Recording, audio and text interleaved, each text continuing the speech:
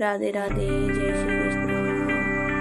पहले हमारी फसल ऐसी थी, हरी भरी और भुट्टे भी बढ़िया लग रहे थे, लेकिन बारिश ने ये सब कुछ तबाह कर दिया, देख सकते हो। और बची हुई भुट्टे थे, उन्हें जंगली जानवर खा गए, सुअर, हिरण, टोजरा जो भी खा गए। और बचे ये खाली पेड़, इनमें फसल भी नहीं लग रही है, देख सकते हो आप। और बचा खेत में चारा हो गया, देख सकते हो, चारा ही चारा है, पूरे खेत में चारा। बारिश ने पूरी फसल बर्बाद कर दी है। यहाँ तक भी देखो, मेरे पूरे खेत में चारे हैं। और जो उधार लेकर पैसे लगाए थे खेत में, हमने फसल बोई थी, और उस फसल से भी कुछ नहीं निकला। खाद भी सब डाल आए थे, अब कुछ नहीं निकला।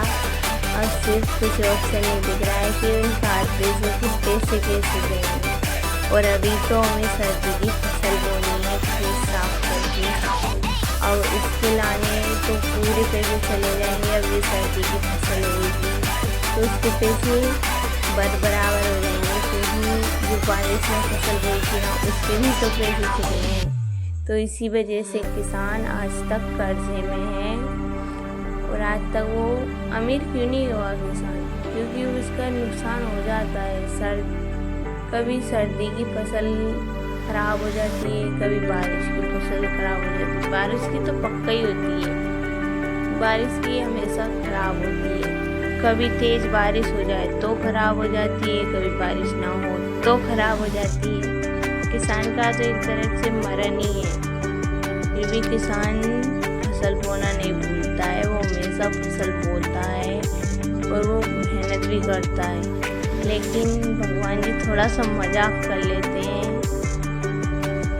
और ऊपर वाला मजाक भी ऐसा करता है, बेचारे ना सहन नहीं हो पाता है।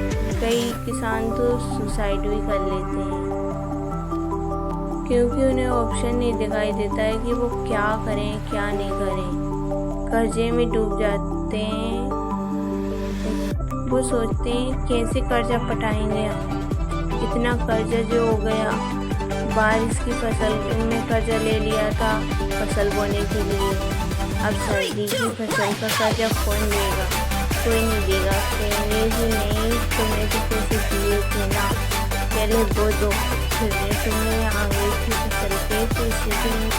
अब हम सोच रहे हैं हमारी फसल कैसे होगी, ना कोई ऑप्शन है कि पैसे को कमा लें।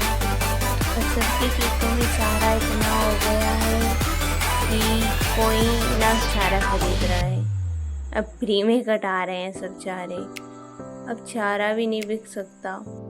चलो छोड़ो, ये तो किसान की बात है, किसान की बात कोई नहीं सुनेगा। तो हम तो जा रहे हैं घर पे, मम्मी ने गड्ढा काट लिया है, ये मैंने जूते पहन लिए हैं, तो चलो घर पे चलते हैं।